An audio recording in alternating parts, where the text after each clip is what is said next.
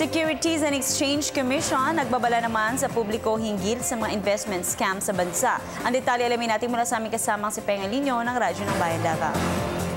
Organisa na isang seminar ang Security and Exchange Commission para malayo sa kapahamakan ng mga taong madaling mahikayat na i-invest ang kanilang pera sa maling paraan.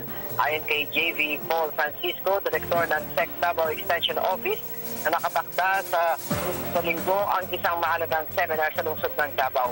Sinabi ni Francisco na ang nasabing seminar, ang informasyon ay kailangang iugnay may kinalaman ng investment scam prevention.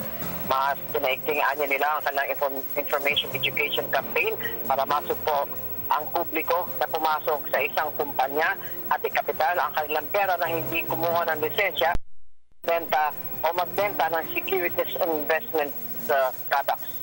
6 na taon na nakalilipas ng mahigit 100 Dabawenyo ang nagsampa ng reklamo laban sa Legacy Group of Companies na may mahigit 100,000 mga depositor sa buong bansa ang pinangakuan na dudog na kanang idiniposito na pera, ngunit walang nangyari.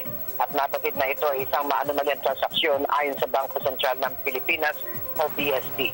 Ang kanilang babala hanggang ngayon ay patuloy pa rin para hindi maagancho ang mga tao sa tinatawag na investment scam upang hindi malagay sa alanganin ang kanilang na-infok na pera. Para sa Telebisyon ng Bayan, Pengalinyo, Radyo ng Bayan, Davao.